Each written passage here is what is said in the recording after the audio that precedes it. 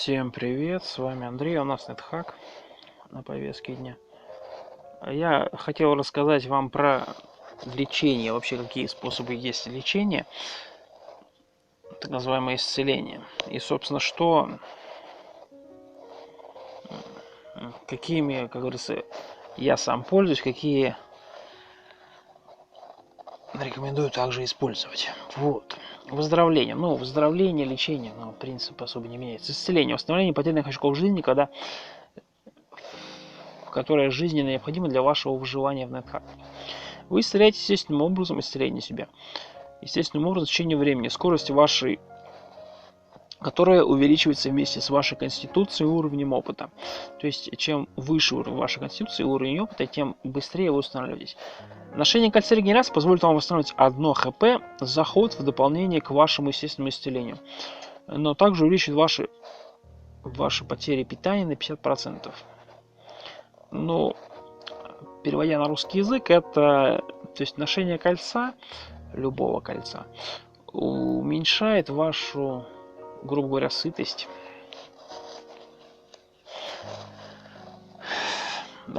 Превращение определенных монстров, особенно существ В, Л, Т и оборотней. В это, скорее всего, вампиры, Л, скорее всего, ликантропы, возможно, либо, не знаю кто, Т это тролли, скорее всего, и оборотни. Дает вам регенерацию. Также владение посохом Эскулата. Посох Эскулата, если не ошибаюсь, это квестовое оружие целителей. По крайней мере, так написано в Википедии. Там подписано это. Квестовый артефакт целителя. Он также имеет один целебный эффект, подробно описанный ниже.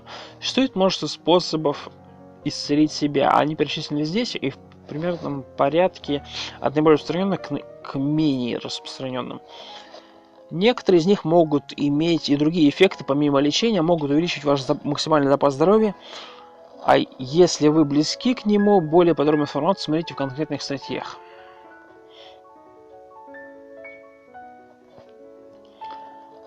Собственно, зелье исцеления восстанавливает определенное количество здоровья, 6d4 HP, если не проклят, 8d4, если благословлен, или 4d4, если проклят. По d4 я гуглил, по вот эту информацию, по d, не d. Это один из бросков с кубиков, то есть там число рандомное, то есть не фиксированное. Из-за этого точно сказать какое число, сказать можно примерно, но я, если точно вам подсказать это число не могу, поэтому надо будет проще собирать эту дополнительную информацию. Зелье дополнительного исцеления восстанавливает 6d8 хп, если не прокляты, 8d8, если благословлено, и 4d8, если прокляты.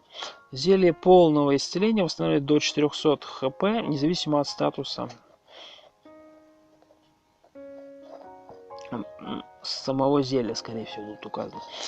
Исцеляющие заклинания. Заклинание исцеления и дополнительное исцеление, то есть обычное либо экстра, так называемое исцеление, имеют те же эффекты, что и зелья не проклятие, за исключением того, что они не могут вылечить определенные проблемы, которые могут решить зелья. И заклинания никогда не увеличат ваш максимальный порог ХП. В ролях могут исцелить себя. Честно, перевод, конечно, плачевный, а куда деваться? Другого перевода у нас в данный момент нету.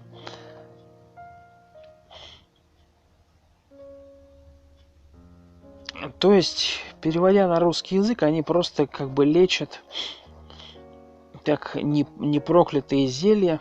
То есть заклинания как непроклятые зелья лечат, зелья эффективнее в этом вопросе. Плюс, опять же, для каста заклинаний вам нужно, чтобы вы не были в full металл. То есть у вас не был шанс фейла ближе к 100%. Иначе вы не сможете просто кастовать на себя ничего. Молитва. Наличие менее 6 хп или менее, или равного 1/7 вашего максимального хп считается серьезной угрозой. Серьезной проблемой. Успешная молитва вернет вам ваше здоровье, так называемое, до максимума. Вызов посоха Эскулата.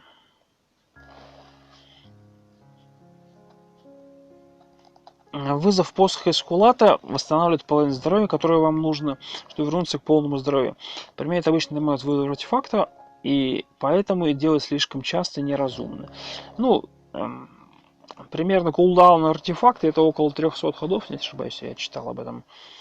Поэтому, ну, плюс-минус на это количество стоит ориентироваться. Есть труп медсестры или банку мяса медсестры. Мясо медсестры считается человеческим мясом. Соответственно, если вы не играете не роль человека, также если вы играете хаосником, например, если вы человек-хаосник, вы можете это съесть, потому что считается, что без проблем. А вот если вы человек-нейтрал, либо благочестивый человек, то вы не сможете съесть банку мяса медсестры. Полностью устанавливает ваше МП. В отличие от зелья полностью исцеления, ограничений нет. Вы можете восстановить таким образом несколько миллионов ХП, если ваш максимум достаточно высок. Обратите внимание, что даже благословленную банку можно открыть и съесть за 2 хода.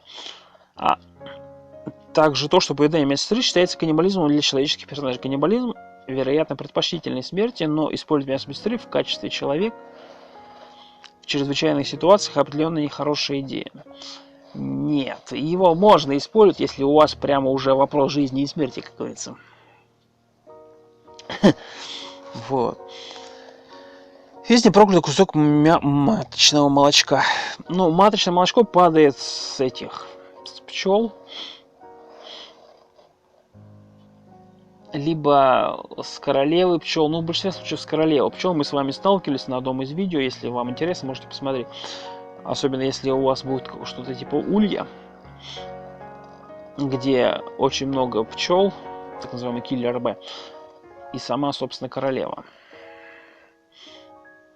Но она там одна, ошибиться будет сложно.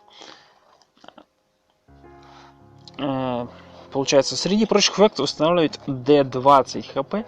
Это редко бывает достаточно, чтобы быть очень важным, но оно может пригодиться, если вы проголодались на настольном плане, поскольку вы можете исцелить себя во время еды. Повышение уровня опыта. Если ваш уровень каким-то образом увеличится, вы получаете очки жизни, равные вашему просто максимальное количество ХП. Потенциально это может дать вам достаточно здоровья, чтобы пережить еще один удар, если вы сохранили это зелье повышения уровня до последней минуты. Будучи спасенным. Если вы умрете, возродитесь с помощью амулета спасения жизни, ваши очки здоровья восстановятся до максимума. Амулет спасения жизни, который тут прописан, это очень-очень классная вещь. Но он, зараза, такой редкий, что это просто трындец. Чтобы узнать, нужно идентифицировать все амулеты, которые вы нашли.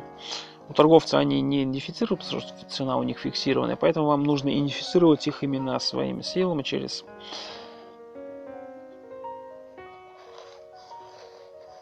собственно свиток идентификации, либо заклинание идентификации. Общение с Фукубусом. Ну, это, собственно, так называемые инкубы и суккубы. Иногда может восстановить, вам почувствовать выигрыш, поднимая ваше здоровье до максимума. Ну, честно, я не советую с этими мобами особо здороваться. По крайней мере, я с ними как взаимодействую. Я обычно... Они пытаются с меня всю экипировку снять. Вот эти инкубы и суккубы. Я прожимаю всю отмену. Особенно они не именно... То есть, как они с вами взаимодействуют, противоположный пол. То есть, если вы, например, мужской пол, как я, например, играю, то к нам будут лезть именно суккубы с желанием нас раздеть. Если мы играли бы за женщину, то к нам бы именно инкубы лезли, а суккубы на нас бы агрессировались. Собственно, продолжаем. Меня ударила медсестра. Если вас ударила медсестра, и удар медсестры вас исцелит. Обычно этого непрактично в бою, но может использоваться в ваших интересах, танцуя медсестрами. Ну, это если рядом с вами медсестра, и она вас бьет. Это может быть очень полезно. А так, это, по сути говоря, бесполезная информация. Но все же. Сидение на троне. Один из возможных эффектов, шанс 1 к 13, заключается в том, что ваше здоровье становится до максимума и немного увеличивается. Если оно близко к нему или приближается к нему. Обычно это плохая идея, поскольку, если у вас мало здоровья, поскольку одним из возможных эффектов является удар электрическим током, который наносит значительный урон. Зелье нечестивой воды, собственно, так называемые проклятое зелье обычной воды. При хаоснике, ну то есть если у вас персонаж хаосник, восстанавливается 2d6 очков жизни. Обратите внимание, что то же самое нельзя сказать о святой воде. Она оказывает благоприятное воздействие не на хаотичных существ, но не восстанавливает здоровье.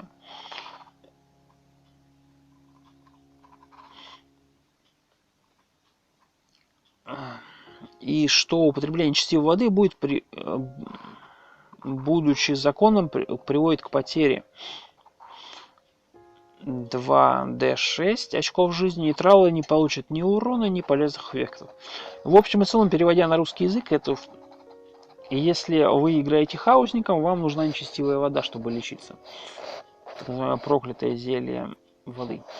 Если вы играете благочестивым персонажем, вам нужна святая вода, чтобы лечиться. Нейтралом не смогут лечиться. Бить себя палочками. Если вы оказались в железном големе, огненный жезл устанавливает вам здоровье. 12d6 хп. Если превратиться в големы из плоти, жезл молнии восстанавливается 2d6 хп. Обычное уничтожение предмета все равно произойдет. Ну, опять же, это через полиморф, через контроль полиморфа, потому что по-другому превратиться вы в големов, скорее всего, не сможете. Эффективная вещь, но опять же, чтобы превратиться, нужно как минимум съесть трупы соответствующие, либо выпить зелье полиморфа. Исцеление ваших домашних животных. Ваши питомцы медленно восстанавливаются сами по себе со скоростью 1 очко в 20 ходов. Но они, если они получили, вероятно, захотите помочь им полечиться. Вот несколько способов, как это сделать. Примите заклинание исцеления, дополнительное исцеление. Ну, это школа клерика, если не ошибаюсь. То есть возьмите с собой зелье исцеления, дополнительное исцеление, полное исцеление, восстановление способности или полное способность. Ударите им питомца. Вам нужно использовать команду бой, нажмите F, а затем направьте на монстра. Это увеличит его здоровье до максимума за счет приручения. Он недостаточно умен, чтобы знать, что вы его ударили, чтобы исцелить. Опять же, если ваш питомец тупой, ну, насчет тупого я не знаю, но тут сложно сказать. Возможно, какой-нибудь, не знаю, гуль, например, ну, который интеллектом не блещет, но какой-нибудь нежит, скажем так, то я думаю, что он, скорее всего, не самый умный. И из-за этого... Но я думаю, все остальные питомцы обладают интеллектом, поэтому... Я думаю, на них работает принцип прозвонки через ментальное зрение. Точно я говорить не могу, потому что точно не знаю. Но факт в том, что с высокой процентной вероятностью, если они не самые глупые, что на них, скорее всего, это будет работать. Вы также можете зрение, что не уменьшит прирученность, но при этом есть шанс промахнуться и потратить зелье впустую. Тогда как зелье все равно не пострадает, если вы промахнетесь во время удара в ближнем бою. Честно, я не лечил ни разу питомцев, по крайней мере, через зелье. Не восстанавливал им здоровье, ни способности. То есть я не тестовал, поэтому я по этому поводу ничего сказать не могу. Некоторые умные питомцы могут через заклинание вылечить себя, но вы не сможете повлиять на это. Опять же, это скорее просто дополнительная информация, которая не особо роли не играет. Умные питомцы могут брать, носить амулет спасения жизни, если они еще не носят амулет, который указывает тот же эффект, что и на игрока. Опять же, по сути, амулет спасения жизни — это, грубо говоря, реинкарнация ваша. То есть вас убили, вы встали. вновь с полным хп. Внимание, избиение питомца зельями считается оскорблением в дополнение к потере прирученности. Если трижды совершите насилие, ваш питомец гарантированно становится неручным, если его спасли, оживить или очистить от камней. О чем я, собственно, и говорил. Чтобы оживить, нужно, как говорится, палочкой Undead Turning на него нажать, тогда он встанет. Чтобы очистить от камней, скорее всего, с высоким процентом нужно зелье кислоты кинуть в него, либо заклинание из камня в плоть. А чтобы сделать его ручным, собственно, либо свиток тайминг, либо арфа, если у вас есть волшебное, либо, собственно, само заклинание, есть шарм так называемый.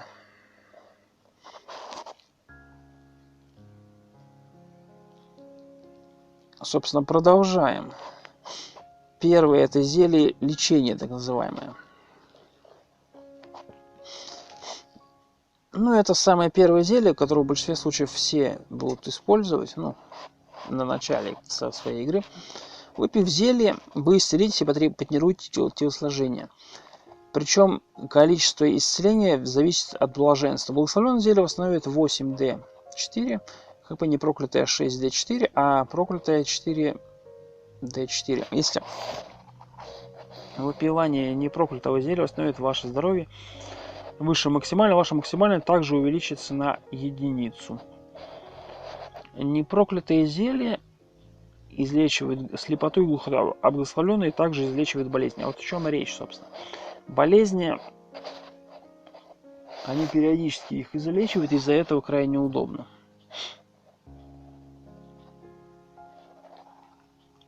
Монстры также могут выпить зелье исцеления на ту же сумму, хотя оно может быть только дополнительно вылечить слепоту, если оно благословлено.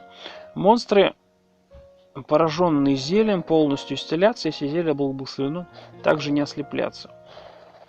Зелье повреждает чуму, не знаю, что это записано, но эффекты всегда будут дополнительно защищены, так как сначала чума не будет сильно истощена. Честно, я не понял, что это за предложение. Вдыхание паров зелья исцеления любого блаженства исцелит вас на 1 единицу хп. Вылечит слепоту, глухоту, если оно было благословено. Увеличит ваше здоровье, если вы были полиморфированы. Здоровье вашей базовой формы также корректируется, что очень полезно. Я при полиморфе, я почему и не хочу пить всякие зелья, потому что, блин, выпьешь, а оно возьмет при полиморфе, и потом полиморф спадет.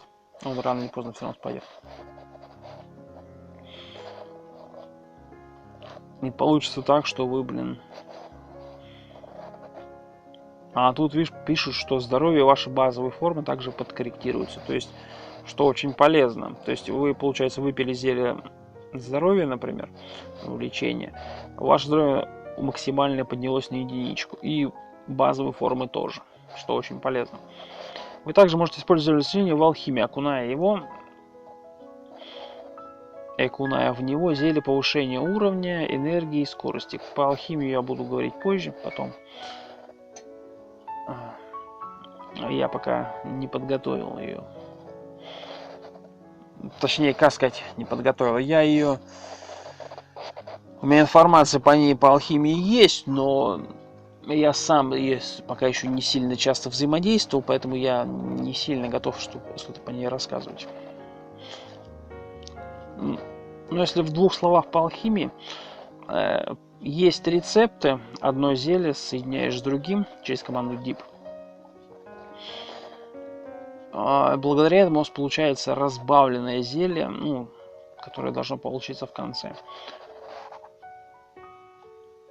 Причем именно разбавлено, даже если ты хорошие, то есть полные зелья даешь им, а они все равно дают вам в конце разбавленные. Ну, такое себе, честно говоря. Ну, разбавленное зелье, оно слабее по эффектам. Ну, все же. Вы можете использовать зелье исцеления в алхимии, окуная в него зелье повышения уровня, энергии или скорости, чтобы получить Зелье дополнительного исцеления. Погружение отравленного оружия в зелье исцеления удалит яд и израсходует зелье. Стратегия. Зелье лечения достойно для стартового и раннего персонажа. Заклинателям обычно лучше использовать исцеляющие заклинания. В большинстве случаев, если они не стремятся сохранить энергию и уменьшить вес своего инвентаря. Позже в игре, когда зельями лечения станет менее эффективным, стоит подумать, как алхимизировать их в зелье дополнительного исцеления, а также, возможно, до полного исцеления. Если хотите сохранить зелье скорости для использования на поздних стадиях игры, или использовать алхимические компоненты для зелья полного исцеления, вы можете использовать или бросать зелье в своих питомцев, и всегда восстановить им, чтобы всегда восстановить им полное здоровье. Хотя это считается злоупотреблением. Ну да. Честно, это если спасет это питомцу жизнь, то все равно. Зелье дополнительного исцеления. Выпив зелье дополнительного исцеления, вы исцелитесь больше, чем стандартное зелье исцеления. Причем сила и эффект зависит от блаженства. Благословленный это 8d8, когда его выпивают непроклятые 6d8, проклятый 4d8. Кроме того, это придется к тому, что ваше здоровье превысит максимум увеличивается на 2 для непроклятого и 5 для благословленного. Зелье. Зелье также лечит галлюцинации, слепоту, глухоту, а также укрепляет телосложение и силу. Если оно не было проклято, оно также излечит болезни. Что очень полезно, то есть если у вас болезни, пейте зелье исцеления, и у вас болезни отступят. Но в большинстве случаев болезни, они такое свойство имеют, что они у вас убьют через пару ходов. То есть если у вас нет в наличии зелья, просто молитесь. Если ваше божество вам поможет, вам повезло, если нет, ну я вам могу только посочувствовать. Монстры также могут выпить зелье исцеления на ту же сумму, хотя оно может только вылечить их слепоту, если оно не проклято. Монстры, пораженные зельем, полностью исцелятся. Если зелье не было проклятым, не ослепятся. Можно, кстати, покидать в монстров, но проблема в том, что оно может не попасть в монстров, оно может на него уклоняться. Из-за этого такое сомнительное решение. Дыхание паров зелья дополнительного исцеления любого блаженства исцелит вас на 2 единицы, вплоть до максимального излечит слепоту и глухоту. Если оно не было проклято, упражняйте телосложение, если вы полиморфированы. Здоровье в вашей базовой форме также корректируется, что очень полезно.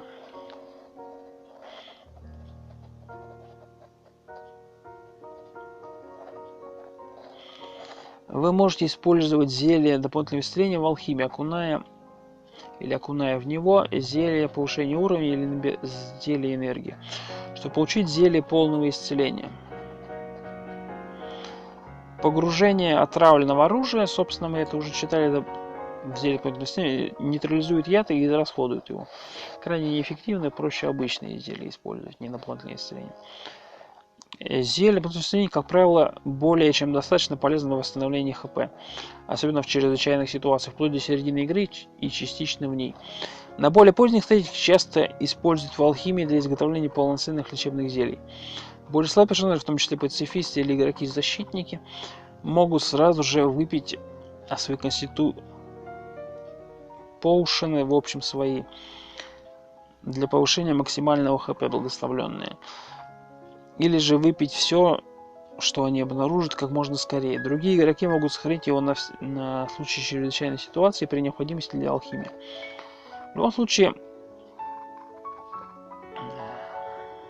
В любом случае, если возможно, благословляйте зелья перед их употреблением. Ниже приведена таблица, описывающая максимальное количество здоровья, получаемое от употребления зелья дополнительного исцеления.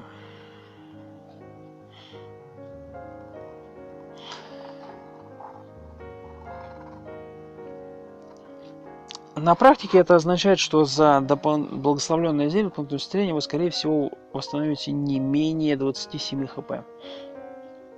19 для непроклятых. И практически гарантированно вылечите не менее 15, 9 для непроклятых. Как я говорил ранее, цифры прыгают, из-за этого непонятно.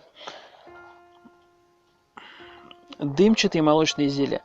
Дымчатые молочные изделия — это самые, по сути говоря, самые нужные изделия. Почему? Потому что благодаря дымчатому изделию, особенно благословленной версии, у вас есть шанс, не такой большой, но все же, вызвать джинна, который даст вам желание, что очень полезно, потому что любой джин с желанием — это прямо ух.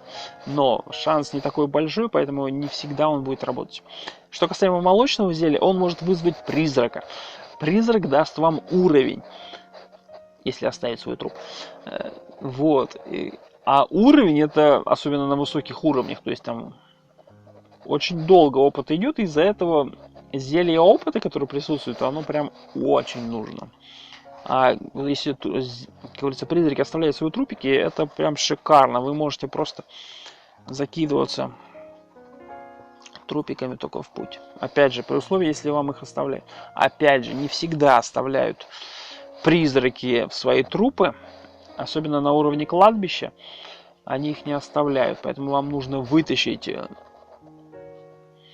призрака с уровня кладбища, то есть он должен следовать за вами на переход. Из перехода вы должны на следующем уровне, не уровне кладбища, уже их пытаться убить и съесть. Дымчатые молочные изделия могут стать препятствием, если одно из них в конечном итоге окажется случайным появлением зелья дополнительного исцеления. Дымное дополнительное исцеление, в частности, представляет собой препятствие, поскольку оно заставляет вас выбирать между дополнительным исцелением или шансом на желание. У меня тут история была. Дымчатое зелье, которое тут присутствует, я его думал, ну дай-ка я его выпью. Но оно было рандомное, оно же всегда генерируется рандомно. Из того, и вот тут они говорят, что у них тут про дополнительное исцеление, а у меня оно было параличом. Я просто офигел. Я его выпил, вместо того, чтобы понатирать. И я просто офигел. Это оказалось парализацией. Ой, мне повезло, что оно было благословленное. Паралич быстро прошел. Никого рядом не было. А так бы это вообще трындец. Дымное дополнительное исцеление, в частности,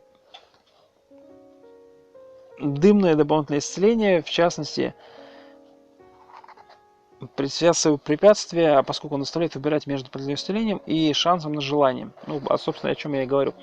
Дымное зелье дает шанс на желание, то есть шанс небольшой, но все же, чем чаще вы используете, тем меньше у вас возможности получить желание. Ну, все же. Что можно пожелать? Пожелать можно разные предметы. Я, если не забуду, подготовлю дополнительную информацию по желаниям, что вообще можно в целом пожелать. И что, даже если вы пожелаете, что вам не дадут. Но в общем и целом, я в основном желаю одни и те же предметы. В основном. Я, по крайней мере, по желаниям, я желаю в основном доспех. Если у меня его нету, драконий, какой конкретно, либо магический защита, либо отражение, это все зависит от ситуации. Потом я желаю сумку хранения, если я ее не нашел до этого. Также можно пожелать ботинки, либо маркер волшебный, если у вас его нет. Либо на крайний случай 2 свитка зарядки пожелать, чтобы зарядить этот маркер, чтобы... Но опять же, до этого мы дойдем, поэтому пока на этом, судя по всему, останавливаться нет смысла.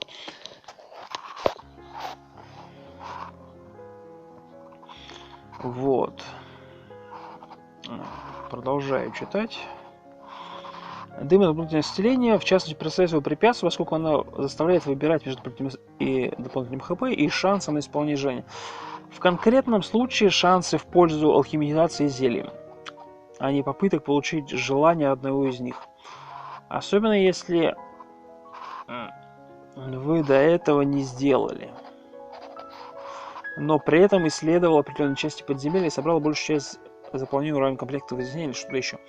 Дымное зелье, порождающее джина, не обязательно исполнит ваше желание. Да, то есть оно не всегда его исполняет. То есть вы можете там, не знаю, как говорится, натирать дымное зелье, а оно про вас проигнорирует просто тупо. Так называемый smoky potion. Молочное зелье плотного исцеления предоставит еще более опасность, поскольку призрак, появляющий из зелья, предназначен для спасения вашей жизни. И замораживающий вас на месте является потенциально смертельным звоном. Про призрака, честно говоря, я...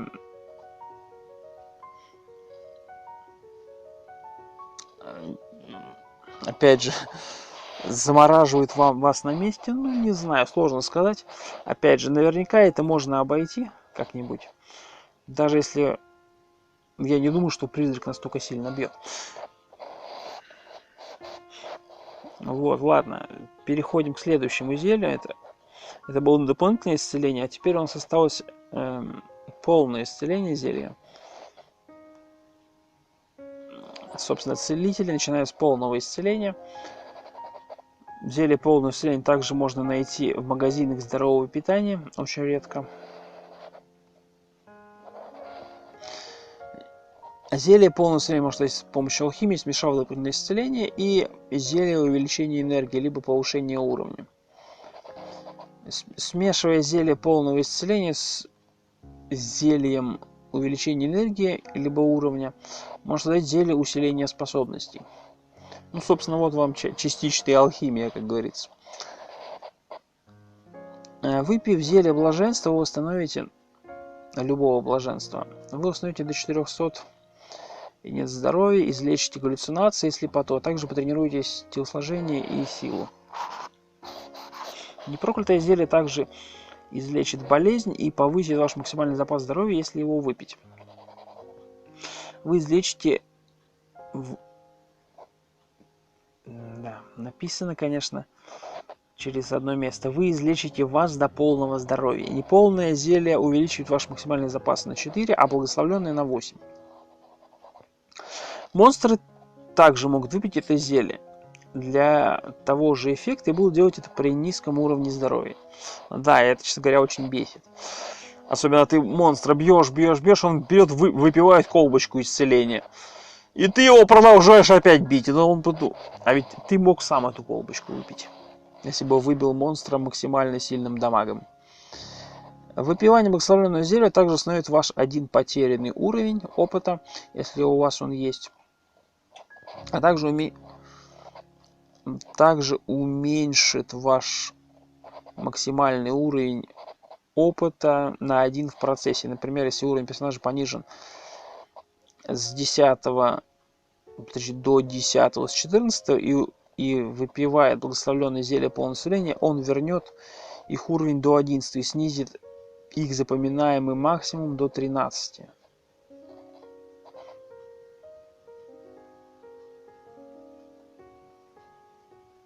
Фактически это означает, что только половина потерянных уровней может быть восстановлена исключительно путем выпивания благословенных зелий полного исцеления.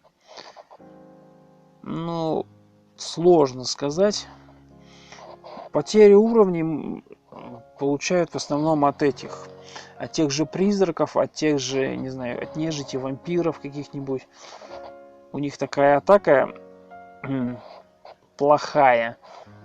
От высасывания жизни можно спастись, если вы используете соответствующее оружие. Например, посох этого эскулата, либо эскалибур.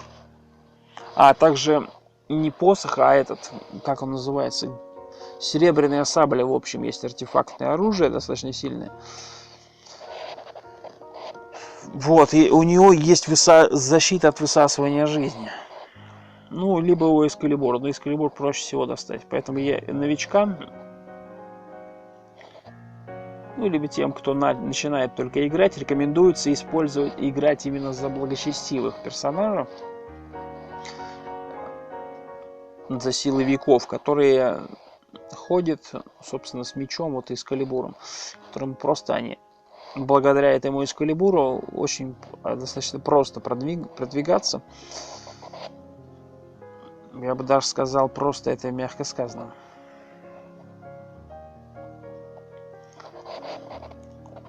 Прокачал свою, как говорится, эскалибур и пошел вперед всех разносить. Главное, чтобы вас потом не забили на дистанции. Удар по монстру зельем полного исцеления в руках или броском восстановит его полное здоровье и излечит слепоту. Удар по чуме. Одним из них нанесет ему урон.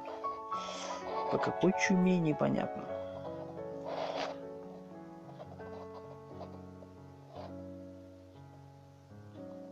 Так. Вдыхание паров зелья пол любого блаженства исцелит вас на 3 единицы до максимума, вылечит слепоту, улучшит конституцию, дополнительно скорректирует здоровье вашей базовой формы, если вы находитесь в полиморфе. Погружение отравленного зелья в полное исцеление удалит ядовитое покрытие, но это крайне невыгодно. Зелье полного исцеления является обычным компонентом почти каждого набора для поздней игры. Набор, соответствующий к минимуму из полдюжины зелий полного исцеления, обычно берется с собой во время восхождения. Банка с мясом мистерии – это аналогичный предмет, который имеет аналогичные целебные свойства и способность сопротивляться стихийному урону, который их может разрушить. Но его зелье не увеличивает ХП и не излечивает столько недугов, и для открытия банки требуется время, если она не благословена, если у вас нет консервного ножа. Также учитываются наказания за каннибализм для людей, хотя они могут не иметь такого большого значения в ситуациях жизни и смерти. Дымчатые и молочные зелья полностью представляют опасность даже для самых подготовленных персонажей. Неожиданный призрак или джин вместо исцеления – быстрый способ оказаться мертвым в решающей боевой ситуации. Даже благословленное зелье полного исцеления с дымчатым рандомизированным видом может оказаться невероятно или фатально неудобным. Вы столкнетесь с мирным или даже враждебным джином, который пока пытаетесь выпить его с однозначным количеством ХП. Это требует активного лечения и избегания использования зелий полного исцеления, в частности, как амулета спасения жизни для бедняков. Ничего не понял. Хотя выпивание благословленного полного зелья является достойным средством частичного восстановления утраченных уровней, игроки, желая восстановить все свои уровни, могут предпочтить зелье восстановления способностей. Вот. Есть также английская версия, собственно, текущих, то, что я прочитал по зельям, по всем вот этим вот, которым присутствует здесь. Собственно, вот английская версия, кому интересно, можете поставить на паузу, полистать.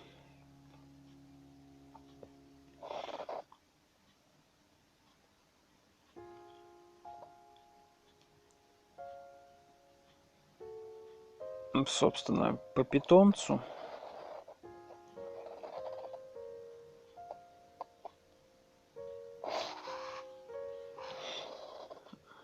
Вам уж наверняка это понадобится. В принципе, все. Единственное, только по выздоровлению я не подготовил по зельям. Но я думаю, это не сильно критично будет. Возвращаемся к персонажу.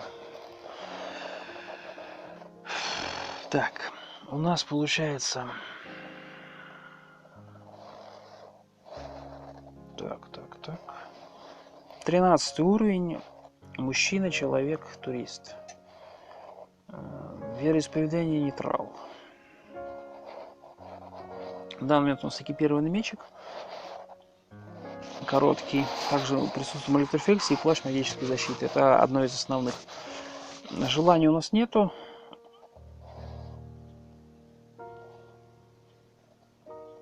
Не, это не то. Желаний у нас нету, поэтому... Ага, мы никого не геноцидили, не полиморфились, не загадывали желания, не превращались, собственно. Поэтому пока мы идем, как говорится, вчистую.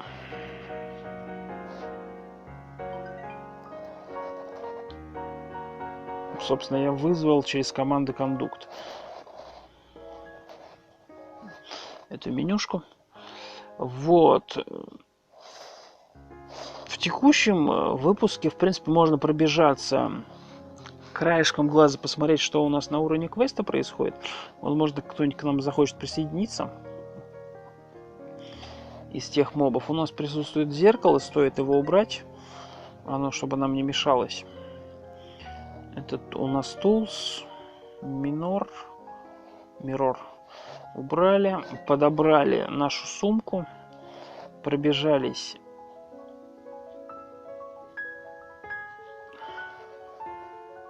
до уровня квеста, видим желе. Желе имеет свойство бить кислотой, блю, так называемое синее желе, имеет свойство бить кислотой, если не ошибаюсь. Это квестовый моб, если не ошибаюсь, этого рыцаря, поэтому мы о нем что-то знаем. Вот. Поэтому он, если он бьет кислотой, значит его нельзя бить металлом, потому что он вас будет коррозить. Ну, то есть ваше оружие будет коррозийное. Исключение есть только у вас есть защита от металла, так называемая Rust Proof защита от металла, то есть она на постоянке будет вам давать возможность защищаться, то есть бить тех же коррозийных, кислотных, ржавых мобов без шанса испортить ваше снаряжение. Мы убили синее желе. Собственно, мы видим, получается, это, скорее всего, ягуар. Да, ягуар очень больно бьет. Он по 3 раза за заход, если не ошибаюсь, бьет. Он нас должен увидеть. Что вообще ягуар из себя представляет? Прикладываем к нему стеноскоп. Видим, что это 6 уровень, нейтрал. Но он 20 хп, армор класс 6. В принципе, он у нас не сильно, но опять же он нейтрал. То есть он нас, в принципе, может даже и не атаковать. Потому что он нейтрал. Был бы он не... Нет, видите, он нас все-таки решил. Дропаем сумку и начинаем забивать ягуаром. Забили ягуаром, перекусили ягуаром.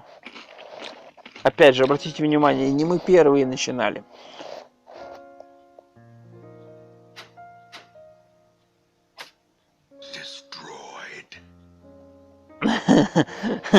Смешно получилось. Кто не понял, что произошло, я сейчас объясню. Мы перешли на уровень, наш, получается, пылевое облако нас поглотило. Мы убили пылевое облако и нас выкинуло обратно из портала. Судя по всему, нам нужно сначала зачистить тот выход, а потом уже нам дали слепоту, кстати говоря, а потом уже и заходить. Поэтому мы идем и зачищаем тот выход, смотрим. У нас получается, мы стоим, рядом с нами присутствует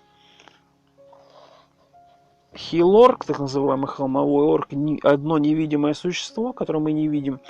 Винтерволк присутствует, также присутствует ягуар, также присутствует и гекко, ящерка так называемая. Нимфа присутствует, получается, питвайпер, ну, я не знаю, кто это. Но факт в том, что и самое опасное это солдат Ант из этой компании.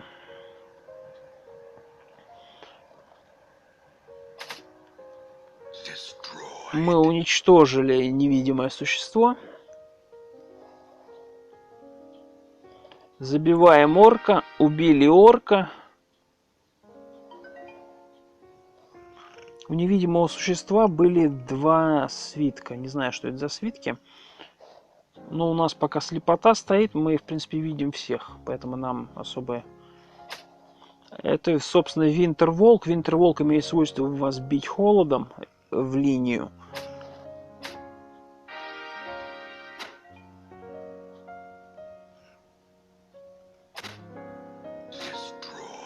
Мы... Очень много мобов нам дали галлюцинации. Я сейчас даже не понял, почему нам их дали. Я, кажется, понял, почему.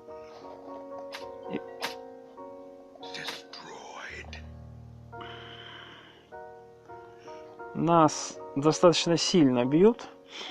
из-за того, что тут много мобов скопилось. Мы убили ягуара, нимфа проснулась, кстати говоря. Едим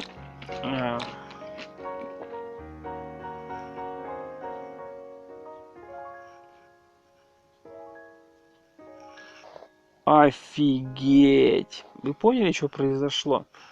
Нам сюда вызвали королеву пчел. Ха-ха-ха!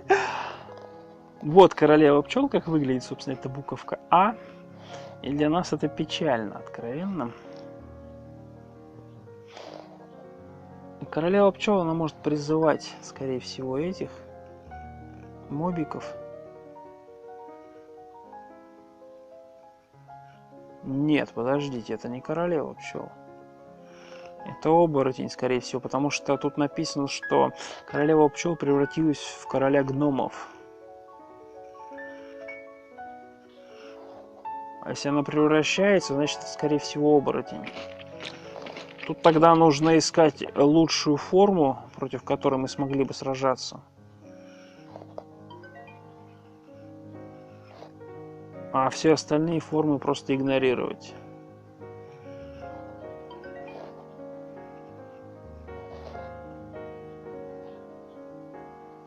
Смотрим, что это за S.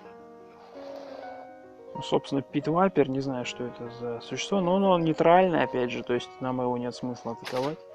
Но оно нас атакует, как вы видите. Ну, значит, оно будет забито.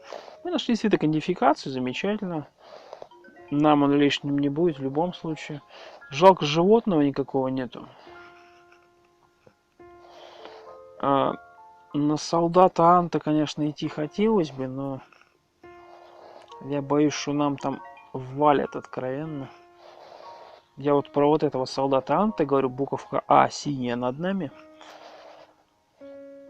Это достаточно серьезный противник, он бьет ядом. То есть, если у вас нет сопротивления к яду, вас, скорее всего, он просто забьет. И он очень больно бьет. То есть, у него очень высокая скорость. И они обычно встают толпами. Также у нас присутствует Генерал Стоун, как универсальный магазин. Как вариант, можно сбегать на него, посмотреть.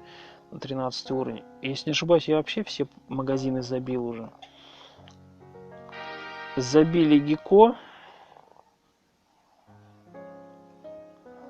У нас, кстати, достаточно много свитков. У нас 3 чистых свитка. Один неопознанный. Опознанный нужно будет продавать.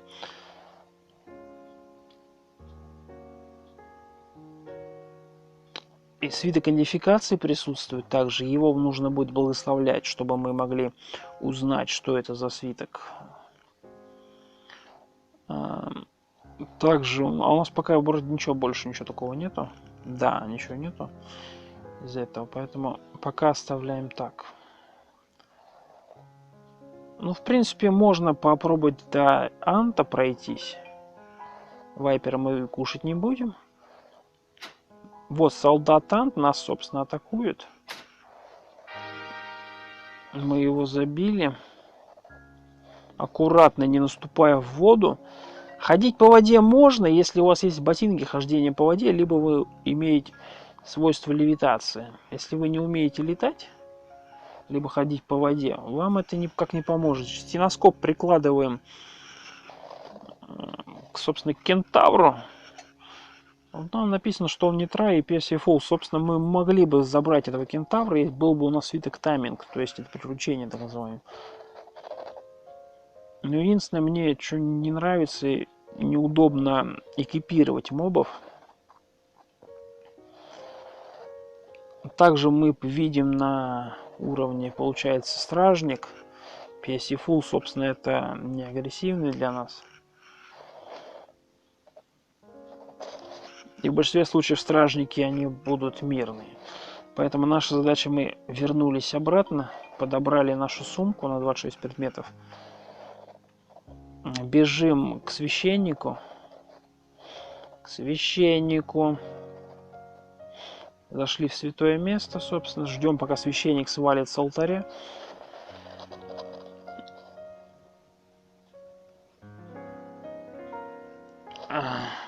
Берем большую буковку D, нажимаем, это дроп.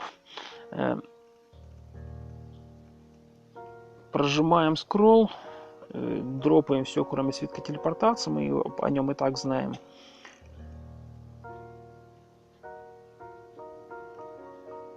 Окей, она положила на алтарь. Смотрим, у нас все не проклятое, собственно. Это замечательно. Забираем их обратно. Достаем зелье святой воды. Достали зелье святой воды. Через команду deep благословили свиток идентификации. Нам предлагают его назвать, мы отказываемся.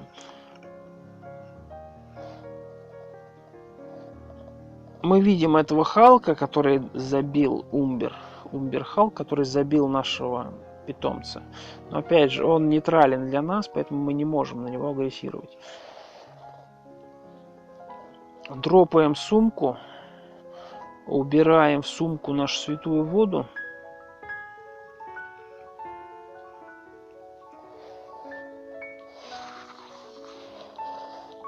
Ботинки прыжков все-таки эффективнее в плане спасения. Да, вы не можете, конечно, через стены прыгать, но нам это особо и не нужно. Смотрим, есть ли у нас свитки. У нас очень много свитков. Особенно идентификации. У нас также есть Enchant Armor. И у нас есть скроллы. Но скроллы нам пока не актуально, поэтому мы их уберем. А вот Enchant Armor хотелось бы заэншантить сейчас. У нас есть Spellbook Charm Monster, есть свет, есть Fear. Так называемый, вот кто не понимает, о чем я говорю. Собственно, Charm Monster, Fear и, собственно, свет. Нам они не нужны, но, опять же, есть палочки. Есть проклятые кольца, есть кольцо конфликта, что хорошо. Кольцо конфликта нам очень сильно поможет. Есть неопознанные кольца. Кстати говоря, их надо бы в идеале опознать. Вообще их можно продать. Либо найти раковину, если мы найдем дублирующие кольца. Можно будет либо их опознать через идентификацию. У нас получается лампа не проклятая присутствует. Пустой светильничек. Очень много зеркал. Рога единорога я собираю для того, чтобы потом заполиморфить их. Очень много стекла. Но стекло, оно мусорное, бесполезное по своей сути.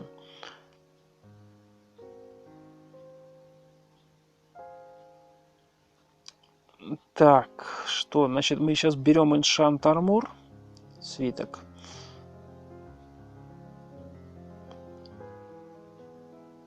Взяли Enchant Armor. Получается, наша задача, у нас идентификация присутствует, но у нас нечего пока в данный момент идентифицировать, кроме одного свитка. Поэтому я думаю, что нам пока идентификация не нужна, как и чистый свиток. И, собственно, свиток, конечно, хотелось бы идентифицировать, но он... свиток идентификация, благословленная версия, он идентифицирует минимум 2 предмета. То есть нам нужно как минимум 2 предмет, а если повезет, он идентифицирует весь ваш инвентарь. Соответственно, мы убираем, нам пока это не нужно. Достаем, получается, зелье святой воды. Через команду deep мы прожимаем зелье святой воды. Enchant Armor, святая вода, отмена, окей, конце, отмена. Убираем святую воду, у нас получалось 4. И, собственно, мы что будем улучшать? У нас из-за того, что она благословленная, мы ее получается, улучшить на неразрушаемость мы пока не можем. Поэтому нам что-то максимум мы можем улучшить. А что мы можем улучшить? Точнее, что я бы хотел улучшить. Что с нами постоянно, это наш, собственно, плащ Бурнинг. И также с нами постоянно будет шлем. Поэтому мы через команду Armor снимаем все, кроме шлема и плаща. И просто у нас, учитывая то, что у нас присутствует 2 свитка Enchant Armor, нам нужно улучшать и то, мы нажимаем через команду Red, нажимаем Enchant Armor, нам загрейдили плащ магической защиты. Смотрим, насколько. Плащ магической защиты стал +1. То есть, ну, это посредственно, скажем честно. Ну, как вариант, можно попробовать еще раз загрейдить. Тогда пробуем еще раз. Вот, теперь плащ защиты стал +4. Собственно, нам это отлично. Собственно, то, что нам и нужно, то, что у нас и получилось. У нас теперь благословленный шанс плащ, пораженный магической защитой, тем самым, но он уже +4. Мы снимаем плащ магической защиты, одеваем доспех наш митриловый. В данный момент, пока он у нас присутствует, одеваем плащ магической защиты, одеваем ботинки прыжков, одеваем легкие перчатки, обязательно перчатки одевать, и одеваем тяжелый щит. Ну, как сказать, тяжелый щит. Он считается деревянным щитом эльфов. Тем самым у нас армор класс уже 15 единиц. Это мы еще драконий доспех не нашли. Мы драконий доспех найдем, у нас армор класс еще сильнее упадет.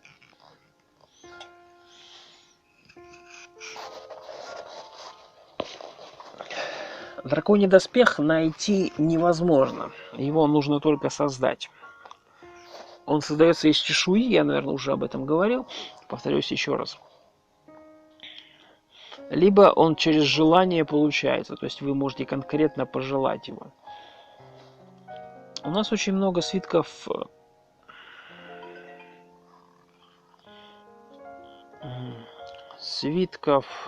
но не здесь. Ну вообще они здесь тоже. Как вариант, можно половину, вот, например, ту же идентификацию выложить. Все вот эти вот свитки, которые нам неизвестны. Например, 5, 6. Чистые свитки, их тоже выложить. А учитывая то, что они лежат в сумке, то есть все, получается, скроллы поднять. Точнее, не убрать, а именно поднять через команду «так».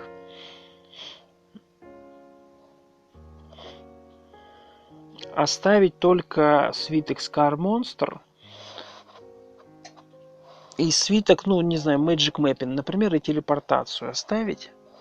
Все остальное убрать.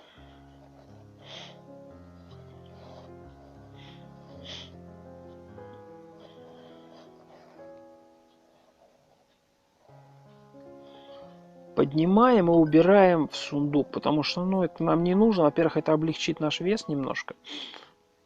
Общий вес, который у нас присутствует. Да и плюс она состакается, тем самым нам даст больше места в сумке. Перекладываем некоторые предметы, смотрим, что у нас еще осталось. У нас тут эльфийские ботинки, собственно, лежат, и 500 монет. 500 монет достаточно тяжело весят. Рунические даггеры и дротики, как вариант, стоит... дротики стоит оставить, потому что мы специализируемся на дротиках. А даггеры стоит выложить, потому что, ну, у нас есть оружие из дерева. Даггеры мы сейчас выложим. У нас тут достаточно много еды, особенно 3 рационов, но у нас пока животного нашего нету.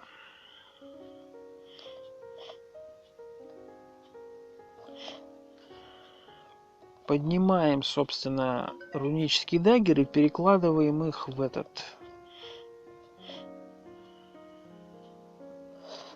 наш большой сундук. Я бы, честно говоря, хотел бы прогуляться до гномов, но я думаю, что мне просто места не хватит. У гномов, когда мы будем находиться ниже уровня гномьего города, там очень много предметов. То есть там всякие свитки, не свитки. И оттуда, чтобы выйти, нужно, не знаю, чуть ли не с полтонны предметов с собой тащить.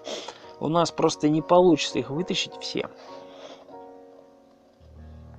Из-за того, что, ну, они очень много весят. Поднимаем сумку. Мы перегружены теперь. Мы пришли, собственно, мы прыгнули в магический портал. Это наш уровень квеста, но нам пока он недоступен. Он доступен только с 14 уровня.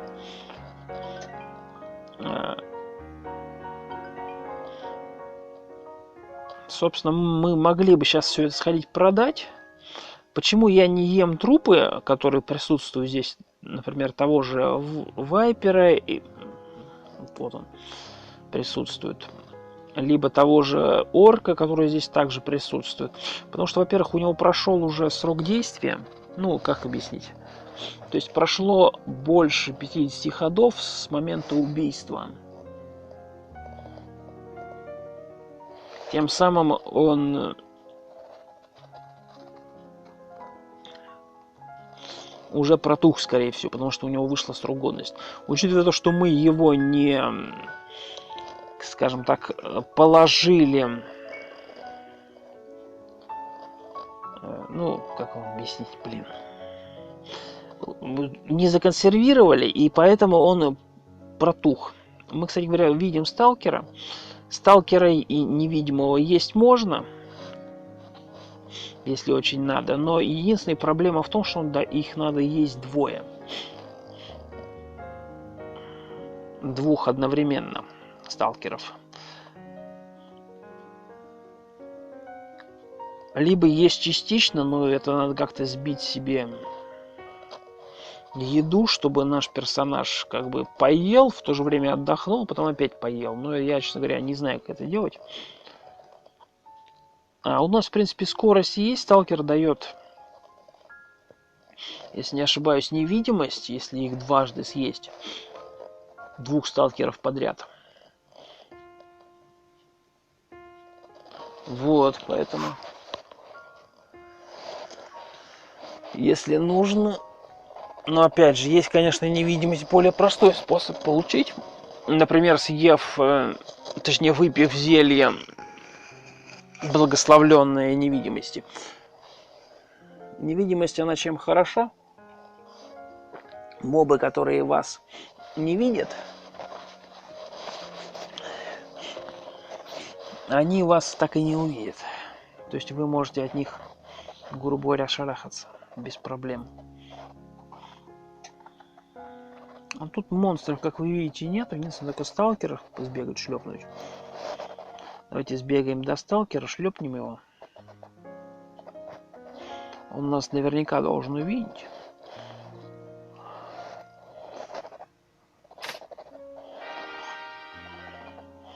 У сталкера был поушен какой-то, даже удивительно. Сейчас посмотрим, что за поушен. Снимаем повязку с глаз.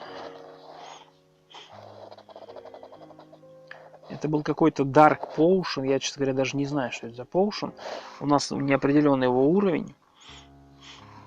Смотрим общий список. Нажимаем, как говорится, палочку в левую сторону. У нас общий список вылетает. И у нас предметы вообще есть. И, собственно, что они из себя представляют. Кстати, Dark Potion даже не определен по уровню. Что очень странно.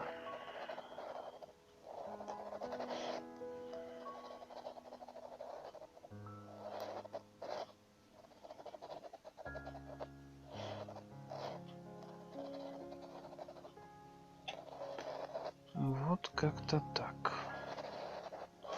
Чем вообще гномий город полезен, ну точнее под гномием городом те локации, в том месте можно найти, по крайней мере так пишет Википедия, можно найти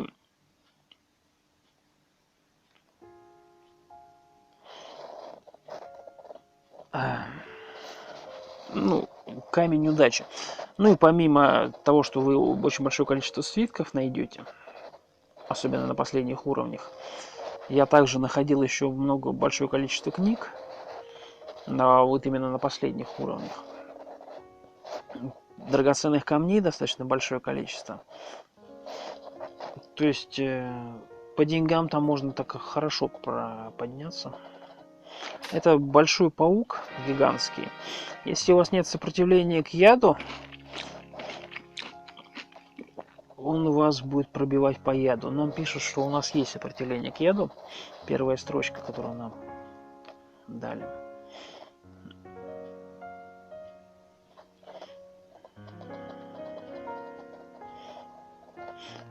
Монстры имеют свойство переходить между этажами, из-за этого у нас на этаже присутствует достаточно большое количество монстров. Что касаемо Dark Potion, мы его просто уберем, потому что он нам не актуален. Нам просто не нужен этот Potion здесь сейчас. Его можно...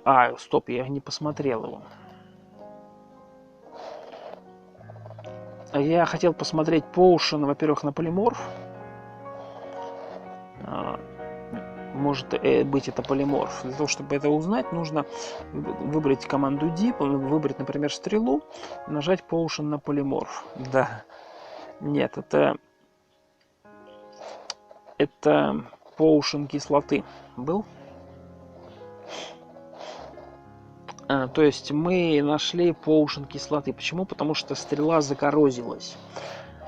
Стрела закоррозится только в одном случае, если она...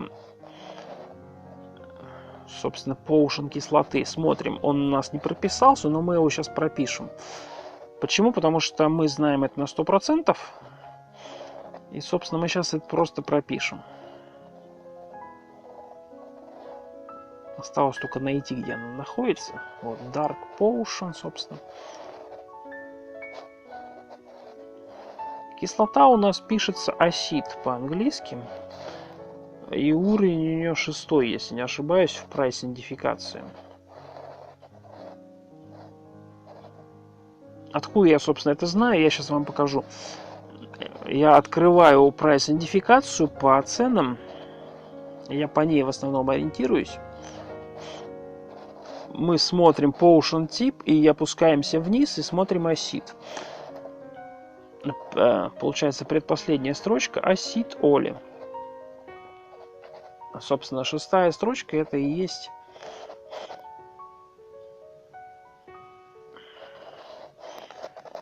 поэтому как-то так.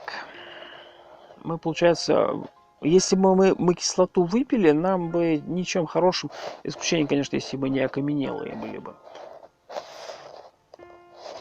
Поэтому для нас это ничем хорошим бы не закончилось.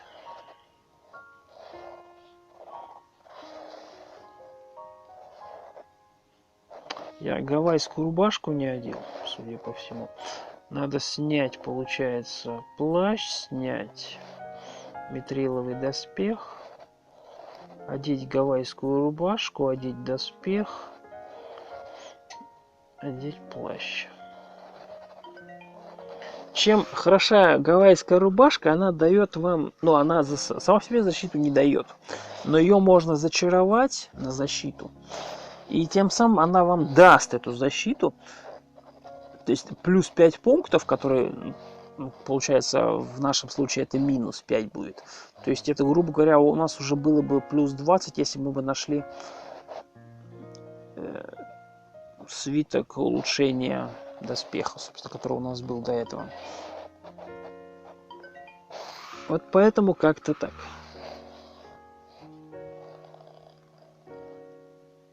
Ладно, мы, наверное, на этом пока остановимся. Всем большое спасибо за просмотр. С вами был Андрей. Всем пока.